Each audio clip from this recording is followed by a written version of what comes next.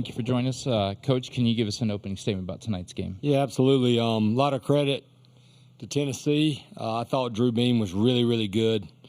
We had our chance at one inning. Obviously, we didn't capitalize. At the end of the day, I thought that, they got the big hit and they capitalized, and we could not do that. I thought top to bottom we pitched the ball pretty dang well.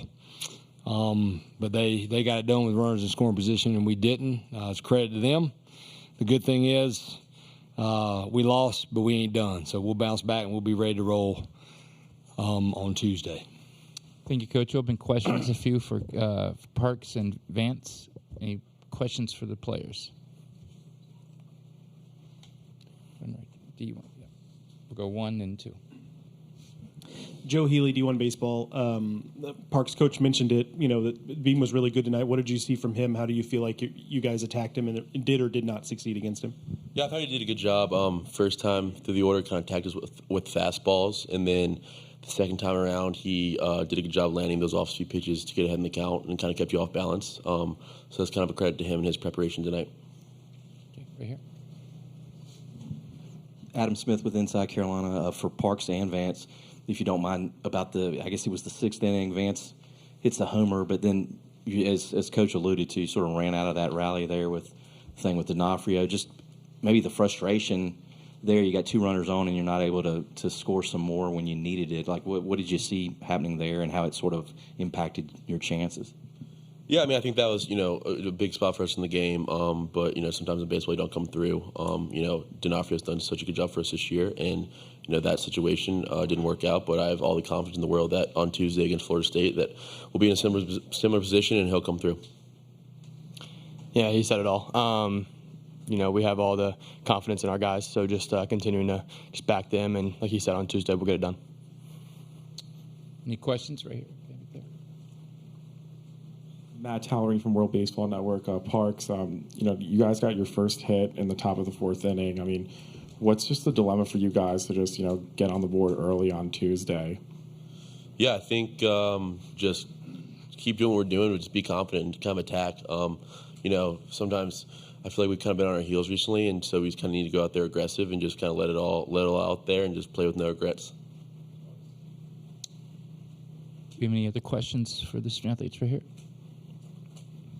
Wes Rucker, 24/7 Sports. Question for Parks and Vance. When you saw that play that Colby made there in the first inning, is there a part, right to lead off the game? Is there a part, in first? Is it like, hey, this is going to be a good night? It just seemed like that was one of those plays that really gets kind of something started.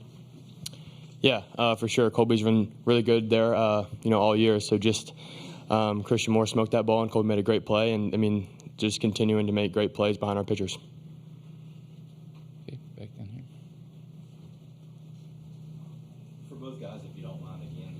How would you gauge the mood in the locker room after this loss? As Coach alluded to, you're not done, ain't done yet. What would you say the vibes are like in there coming off this loss, knowing that you're facing elimination now?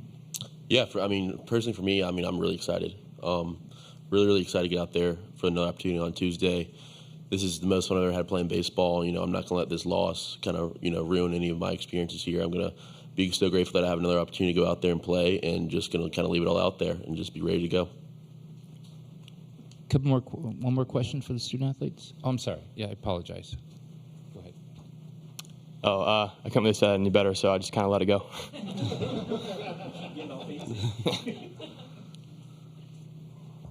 Do we have any other questions for the student athletes? Okay, Vance and Parks, thank you for your time. Thank you. Thank you.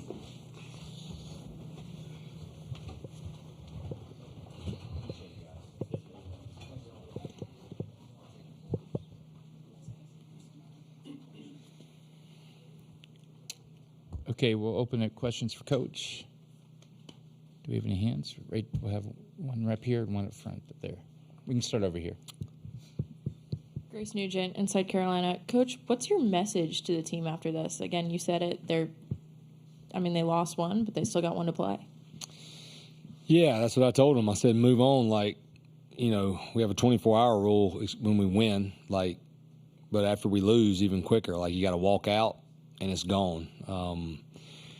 The great thing about this format, I've been in it. In 2006, we won the first 3, we won the first 4, and we didn't end up winning it. 2007, we lost the same game and we made it to the national championship. So I feel like we had the pitching to bounce back, and I just told them to keep their heads up. You're at the College World Series. You have a great opportunity ahead of you.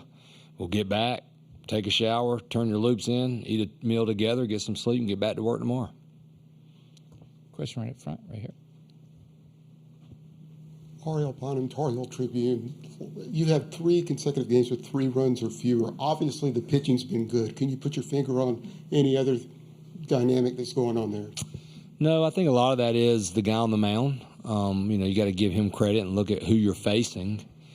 And hitting is contagious. I feel like the one thing that kind of lets the air out is when you get those guys on, somebody hits a ball in the gap, somebody hits a ball over the wall, somebody gets hit by a pitch. We just haven't been able to have a big inning, but we're very capable of doing that, and it can flip just like that. That's the thing about baseball.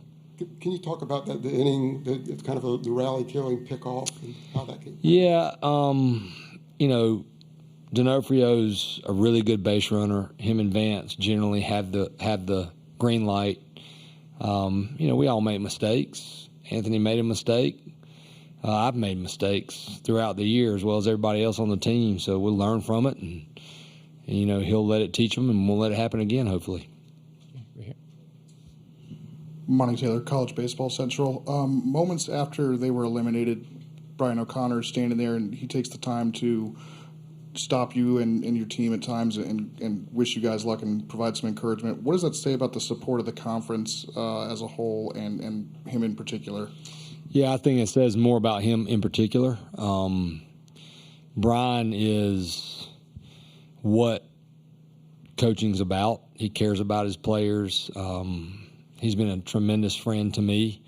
He's been a head coach a long time. I haven't been a head coach a long time, but he has always treated me like basically I was a head coach. It didn't matter to him. It's just who he is. And we're pulling for each other except when we play each other. And obviously he wants us to do well because we're good friends, but he also respects the way we play, and he knows we respect the way they play. We're going to go 1, 2, 3, then 4. Scott, when you say you have the pitching to be able to get it done over the longer course that you have to go now, what do you mean by that? What does that entail? What does that look like to you? Well, I probably should rephrase that. We have the pitching, I think, to compete with Florida State. That's all you can focus on right now. I have to keep the guys away, and I'll talk to them tonight when we eat. You don't look at what you have to do. You just look at what you can do right now. And that is literally going back and getting a good night's rest and hydrating. It was hot out today. Getting our good lift in tomorrow. And then when we play Florida State, I do feel like we've got enough guys that we can compete. It's a really good offensive lineup, and we'll take it pitch by pitch. And if we beat Florida State, then hopefully we'll have enough guys to compete against Tennessee again. Okay, we'll go right up front here. Sorry. We'll start Aiden Houtt most likely. Right here. Coach, honestly, Adam took my question, so I'm kind of scrambling here.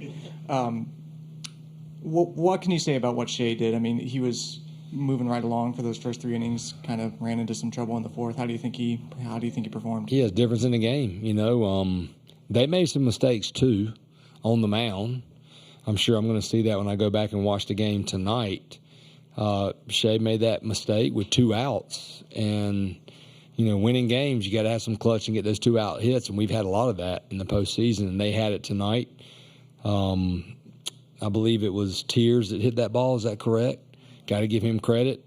Just a change up in the zone. He did what you should do with that mistake. But I tell you, I really thought we pitched it well enough to win the game, and even pitched it better than 6 runs. They just capitalized and got that big hit and didn't leave many guys on base. Right here. Brendan Lunga, Daily Tar Heel. After a game like this, where you maybe don't get the offensive output that you were looking for, what do your conversations look like with Coach Wiersbicky heading into the next? We won't have one. It's just baseball. You move on. You don't really talk about it at all. These guys know what they're capable of doing. My job is to instill that confidence in them and say, hey, move on, because it can flip just like that. We could have scored 12 runs tomorrow, and the guy, today, and the guy the next game could have been on, and we don't get but 2 hits. So I'm just going to tell them to do what they've been doing. Coach Wears is unbelievable with our hitters. If anything, I'll tell them to take a step back and don't take too many swings tomorrow and save those swings, get that bat speed ready for Florida State. You go right here. Yeah, Kevin Brockway. Good night. Florida State, obviously another conference team that you're going to face. The familiarity of that, I mean, how does that play into the matchup? And what are your impressions of how they're playing now? Really good club. Link's a heck of a coach. They've got really good players. But we haven't played this season. We missed each other. So we'll look forward to that challenge, playing each other. But they're extremely offensive. Some high picks in that lineup. And, it'll be a big challenge for us. But we feel like we'll be up for that challenge. Last two questions here and there. After Maddie, if they'd have been a one-run deficit, would your pitching approach been different? You were able to give Dalton the day off. You threw a lot of guys who hadn't pitched for a while. Would the approach have been different with a one-run game? Yeah, absolutely. What you don't want to do is when you're behind by a certain amount of runs, you want to stay in the game. But you also, there's some certain guys that you're not going to put in unless you bridge the gap, maybe get within two. But again, I thought all these guys I thought they were aggressive.